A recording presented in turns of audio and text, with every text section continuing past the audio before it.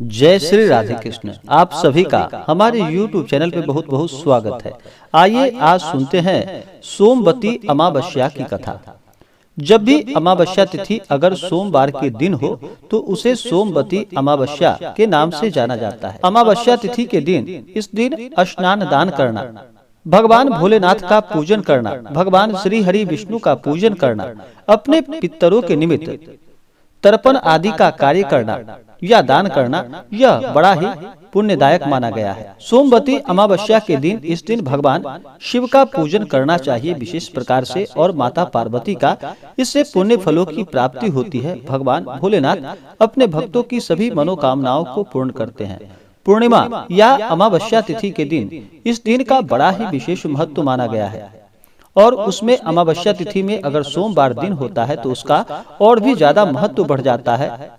सोमवती अमावस्या के दिन महिलाएं अपने पति की लंबी आयु के लिए इस दिन व्रत को भी रखती हैं। अमावस्या तिथि के दिन इस दिन पीपल वृक्ष का भी पूजन किया जाता है। अमावस्या तिथि को सोमवार दिन पड़ता है तो उस दिन पीपल वृक्ष भी आप लगा सकते हैं, वृक्षारोपण कर सकते हैं।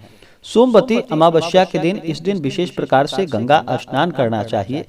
गंगा स्नान अगर ना भी कर पाए तो घर के नहाने के जल में थोड़ा सा गंगा जल मिला करके स्नान करना चाहिए। शुद्ध वस्त्र धारण करते हुए सबसे पहले भगवान सूर्य देव को अर्घ्य प्रदान करना चाहिए। भगवान सूर्य देव आरोग्य के देवता माने जाते हैं। भगवान सूर्य देव पृथ्वी पे साक्षात देवता रूप में माने जाते हैं। इनसे सभी जीव जंतु वनस्पति आदि भगवान सूर्य देव से ऊर्जा प्राप्त करते हैं। तो भगवान सूर्य देव को अर्घ्य देना चाहिए, और इस दिन भगवान शिव माता पार्वती का पूरे विधि विधान के साथ पूजन करना चाहिए। इससे पुण्य फलों की प्राप्ति होती है। सोमवार का दिन वैसे ही भगवान भोलेनाथ माता पार्वती का दिन माना गया है।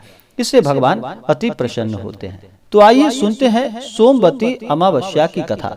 तो बोलिए प्रेम से भगवान भोलेनाथ की जय, माता पार्वती की जय। बहुत समय पहले की बात है कि एक साहूकार के 7 बेटे, 7 बेटी और उनकी 7 बहुएं थी। साहूकार के घर रोज एक जोगी आता था, जिसे कि साहूकार की बहू भिक्षा देती थी। उस जोगी को जब साहूकार की बेटी भिक्षा देने आती तो वह उससे भिक्षा नहीं लेता था और कहता था कि तेरे भाग्य में सुहाग की जगह दुहाग लिखा है। लड़की को उस जोगी की यह बात बहुत बुरी लगती, और एक दिन वह अपनी माँ से रोते रोते जोगी की बात बताती है। सारी बातें सुनकर माँ कहती है कि कल जब जोगी आएगा तब मैं सुनती हूँ कि वह आखिर क्या कहता है। अगले दिन फिर जोगी आता है तो साहूकार की पत्नी छिप कर बैठ जाती है और लड़की को भिक्षा देने के लिए वहां भेज देती है। जोगी उससे भिक्षा नहीं लेता और फिर वह वही बात को दोहराता है कि तेरे भाग्य में सुहाग के बजाय दुहाग लिखा है। लड़की की माँ बाहर निकल आती है और जोगी को बहुत बुरा भला कहती है। एक तो हम तुझे भिक्षा देते हैं और तुम हमें ऐसी ऐसी बातें कहते हो, गाली देते हो। जोगी कहता है कि मैं गाली नहीं दे रहा हूँ, जो बात सच है वही मैं तुमसे कह रहा हूँ। इसके भाग्य में जो भी लिखा है मैं वही सब सच तुम्हें बता रहा हूँ। सारी बातें सुनने पर लड़की की माँ कहती है कि जब तुम्हें सब पता है तो इसे बचने का कोई उपाय तो बता दो। जोगी कहता है कि 7 समंदर पार एक धोबन रहती है, जिसका कि नाम सोना धोबन है। वह सोमवती अमावस्या का व्रत करती है। अगर वह आकर इसे फल दे दे तब ही इसका दुहाग टल सकता है, अन्यथा विवाह के समय सर्प काटने से इसके पति की मृत्यु हो सकती है। सारी बातें सुनकर माँ रोने लगती और सोना धोबिन की तलाश में निकल पड़ी। चलते चलते रास्ते में तेज धूप पड़ रही थी, जिससे बचने के लिए वह एक पीपल के वृक्ष के नीचे बैठ गई। उसी वृक्ष पर एक गरुड़ के बच्चे अपने घोंसले में था।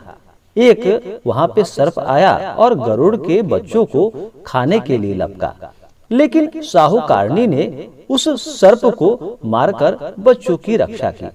कुछ देर बाद गरुड़नी वहां पे आई और सब जगह खून देखकर साहूकारनी को चोंच मारने लगी। साहूकारनी बोली कि एक तो मैंने तेरे बच्चों की सर्प से रक्षा की और तुम मुझे ही मारने का प्रयास कर रही हो। तो सारी बातें जानने पर गरुड़नी बोली कि तूने मेरे बच्चों की रक्षा की है, इसलिए मांग, तुम जो भी मांगना चाहती हो वह मुझसे मांगो। तो साहूकारनी गरुड़नी से कहती है कि मुझे 7 समंदर पार सोना धोबिन के यहाँ छोड़ दो। और गरुड़नी ने उसकी बातों को सुनकर वैसा ही किया। साहूकारनी वहां पहुंच तो गई, लेकिन सोचने लगी कि इसे कैसे मनाओ। सोना धोबिन की भी 7 बहुएं थी, लेकिन घर के काम को करने के लिए सदा आपस में सब लड़ती और झगड़ती रहती थी। रात को जब सब सो जाते तो साहूकारनी आती और चुपके से घर का सारा काम उजाला होने से पहले ही करके चली जाती थी। सारी बहुएं भी आपस में यही सोचती कि कौन सी बहू है जो कि घर का सारा काम कर देती है, लेकिन एक दूसरे से पूछने की हिम्मत किसी में भी नहीं होती। काम करने के बाद सोना धोबिन ने भी देखी कि आजकल बहुत लड़ती नहीं है मेरी बहुएं, आखिर क्या बात है, और काम भी सारा मेरा हो जा रहा है।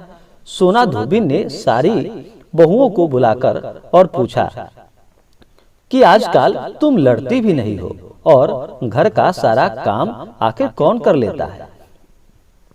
बहुएं सास से झूठ कहती हैं कि लड़ाई करने से क्या फायदा, इसलिए हम सब मिलकर काम कर लेती हैं। सोना धोबिन को अपनी बहुओं की बात पर विश्वास नहीं होता और वह रात में जाकर वह स्वयं सच देखने का प्रयास करने लगती है और कौन काम करता है यह सब देखने लगती है। रात होने पर सोना धोबिन छिपकर बैठ जाती है कि आखिर देखूं कि यहाँ कौन काम करता है। रात हो गई तो वह देखती है कि एक औरत चुपके से घर में घुस रही है। वह देखती है कि उसने घर का सारा काम कर दिया और जाने की तैयारी में है। जैसे ही साहूकारनी जाने लगती है तो सोना धोबिन उसे रोकती है और पूछती है कि तुम आखिर कौन हो और क्या चाहती हो। साहूकारनी कहती है कि पहले तुम मुझसे वचन दो, तब मैं तुम्हें बताऊंगी। वह वचन देती है।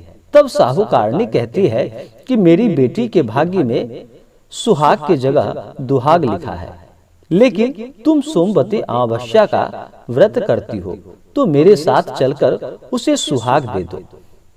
सोना धोबिन वचन से बंध गई थी। वह साहूकारनी के साथ चलने को तैयार हो जाती है। जाते हुए सोना धोबिन अपने बेटों व बहुओं से कहती है कि मैं इस औरत के साथ इसकी बेटी को सुहाग देने जा रही हूँ, लेकिन अगर मेरे पीछे से तुम्हारे पिताजी मर जाएं तो उन्हें तेल के कुएं में डालकर रख देना। धोबिन साहूकारनी के घर पहुंच जाती है। साहूकारनी अपनी बेटी का विवाह करती है तो फेरों के समय सोना धोबिन कच्चा करवा दूध तथा तार लेकर बैठ जाती है। कुछ समय बाद सर्प आया और दूल्हे को डसने लगा तो सोना धोबिन ने करवा आगे कर तार से सांप को बांध दिया और सर्प वहीं पे मर गया। अब सोना धोबिन ने लड़की को सुहाग दिया और कहा कि जितनी अमावस्याएं मैंने की हैं उन सभी का फल साहूकार की इस लड़की को मिल जाए। अब आगे जो अमावस्याएं मैं करूंगी उसका फल मेरे पति व मेरे पुत्रों को मिले। सभी लोग सोमवती अमावस्या की जय जयकार करने लगते हैं और सोना धोबिन अपने घर वापस जाने को तैयार हो जाती है। तो साहूकारनी ने कहा कि तुमने मेरे जमाई को जीवन दान दिया है, इसलिए तुम जो चाहो मुझसे मांग लो। तो सोना धोबिन बोली कि मुझे कुछ भी नहीं चाहिए और वह चली जाती है। रास्ते में चलते हुए फिर से सोमवती अमावस्या आ गई। उसने पीपल के पेड़ के नीचे बैठकर कहानी कही, व्रत रखा और पीपल के पेड़ की 108 बार परिक्रमा की। पीपल के पेड़ की पूजा के बाद वह घर जाती है तो देखती है कि उसका पति मरा हुआ पड़ा है। अब रास्ते में जो सोमवती अमावस्या उसने की थी उसका फल अपने पति को दे दिया, जिसके प्रभाव से वह पुनः जीवित हो जाता है। सब कहने लगते हैं कि तूने ऐसा क्या किया जो तेरा पति जिंदा हो गया है। वह कहती है कि मैंने तो ऐसा कुछ भी नहीं किया है, बस रास्ते में सोमवती अमावस्या आ गई थी जिसका मैंने व्रत किया, कथा कही और पीपल के वृक्ष की 108 बार परिक्रमा की। अब सारी नगरी में ढिंढोरा पिटवा दिया गया कि हर कोई सोमवती अमावस्या का व्रत करे, पूजा करेगा, व्रत रखेगा, कथा कहेगा और पीपल के वृक्ष की 108 बार परिक्रमा करेगा। हे सोमवती माता, हे भगवान भोलेनाथ, हे माता पार्वती, जैसे आपने साहूकार की बेटी का सुहाग दिया वैसे ही सबका सुहाग देना और उनके घर को सुख और समृद्धि से भरा रखना।